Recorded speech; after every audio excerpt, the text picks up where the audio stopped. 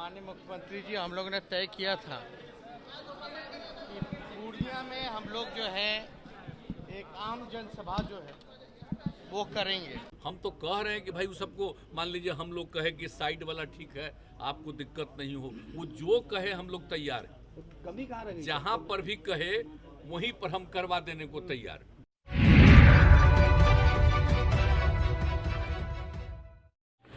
नमस्कार, इन खबर में आपका स्वागत है। राजनीति संकेत और संदेशों से चलती है। बीजेपी इसमें माहिर है। बिहार में जब से नीतीश कुमार इधर से पाला बदल करके उधर गए हैं, 17 सीट और 16 सीट का वहां समीकरण रहा, तब से बीजेपी बेचैन है। 2024 नजदीक है। महागठबंधन में 7 दल हैं। लिहाजा गृह मंत्री अमित शाह सीमांचल के उस इलाके में पहुंचे पूर्णिया में और रंगभूमि में रैली की। माना गया कि ये चुनाव अभियान की शुरुआत है। अब महागठबंधन के 7 दलों ने मिलकर तय किया है कि उसी रंगभूमि मैदान में, उसी पूर्णिया में गठबंधन की भी रैली होगी 25 फरवरी को, और वहीं से दिया जाएगा संदेश। आखिरकार क्या वजह है कि सीमांचल को चुना जा रहा है? आपको बता दें कि वही वो इलाका है जहां से कि AIM के 5 विधायक चुन करके पहुंचे थे और बाद में वो RJD में चले गए। AIM ने बिहार में खाता खोला था, ठीक ठाक खाता खोला था। तब से जो है एक नई बहस शुरू हो गई थी। चूंकि अमित शाह वहां गए तो अमित शाह के जाने का मतलब है, ऐसा नहीं कि पूर्णिया में वो पहली बार गए थे, इसके पहले भी जाते रहे हैं। वो अपने हिसाब से बीजेपी राजनीति करती रही है। तो तेजस्वी यादव जो डिप्टी चीफ मिनिस्टर हैं, देखिए वो क्या बता रहे हैं कि जिस दिन अमित शाह आए थे उसी दिन हम लोगों ने ये तय कर लिया था कि उसी मैदान में रैली करेंगे। सुनिए जरा तेजस्वी यादव को। माननीय मुख्यमंत्री जी, हम लोगों ने तय किया था कि पूर्णिया में हम लोग जो है एक आम जनसभा जो है वो करेंगे। ठीक वही पूर्णिया में जिस ग्राउंड में हुआ था उसी ग्राउंड में जो है हम लोग जो है रैली जो का आप लोग कह रहे हैं, लेकिन हम लोगों का है आम सभा जो है वहाँ हम लोग करने जा रहे हैं। महागठबंधन के 7 दल जो है मिलकर के ये सभा जो करेंगे। आप लोग मेरी बात को यकीन में माने ना माने ये आपकी मर्जी, लेकिन एक इंटरनल सर्वे कराया गया था एक बड़ी एजेंसी के द्वारा भाजपा के लोगों ने।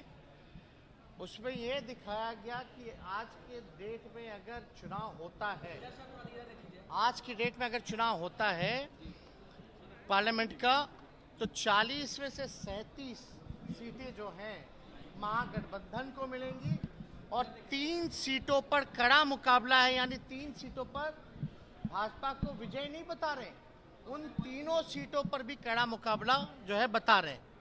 तो भाई डर तो असल में 24 का है ना।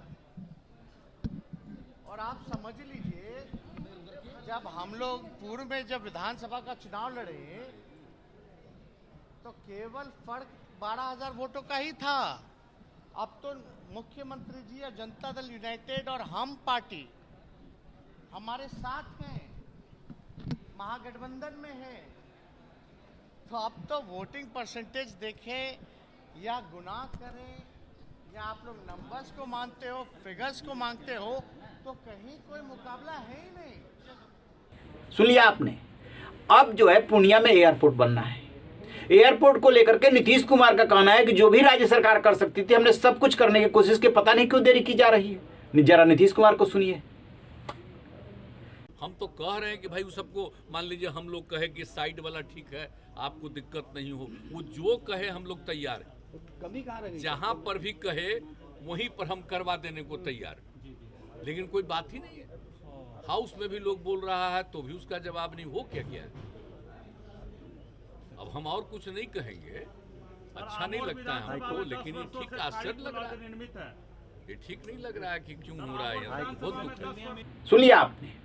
पूर्णिया और सीमांचल के मुद्दे को जानबूझ करके गर्म किया जा रहा है, हवा दी जा रही है और वहां पे कंसंट्रेट दोनों पक्ष कर रहा है, क्योंकि दोनों को सूट कर रहा है।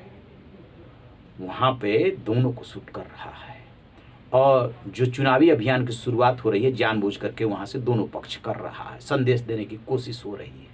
अमित शाह गए, अमित शाह ने रंगभूमि मैदान में रैली की और महागठबंधन भी उसी मैदान में जा रहा है, वहाँ रैली कर रहा है, यानी कि उस चुनौती को इन्होंने स्वीकार कर लिया। तेजस्वी यादव ने एक और दावा किया है कि बीजेपी आरएसएस ने अपना कोई सर्वे कराया है जिसमें कि आया है, ये उनका दावा है तेजस्वी यादव का, कि 40 में से 37 सीटें जो है महागठबंधन के पास जा रही है। 3 सीटों पे महामुकाबला होगा। अभी बीजेपी गठबंधन के पास जो है वो 39 सीटें हैं। अब वहाँ से छिड़क करके नीतीश कुमार निकल चुके हैं। ये है बिहार की राजनीति की स्थिति। और जो उपचुनाव हुए हैं हाल के दिनों में, बराबरी पे मामला छूटा, लेकिन उपचुनाव में अलग समीकरण काम करते हैं और जो आम चुनाव होता है उसमें अलग समीकरण काम करते हैं। आम चुनाव में सीधे सीधे एक तरफ नरेंद्र मोदी होंगे, दूसरी तरफ से अभी तय होना है कि विपक्ष का नेता कौन होगा। पीएम का कैंडिडेट राहुल गांधी होंगे, केसीआर होंगे, ममता बनर्जी होंगी, अरविंद केजरीवाल होंगे, बहुत सारे नाम हैं, इसका भी फर्क पड़ता है। लेकिन हाँ, महागठबंधन अभी से बाहें चढ़ा रहा है कि अब की बार पता चल जाएगा कौन कितने पानी में है। इसी वजह से रामचरितमानस विवाद हो और चाहे जातीय जनगणना की बात हो, उसे तूल दिया जा रहा है, उसको हवा दी जा रही है और वही राजनीति उत्तर प्रदेश में भी एंटर कर गई है। देखते हैं कि कौन अपनी रणनीति में कितना कामयाब होता है। रहिए बेखबर, देखते रहिए इन खबर। Thank you.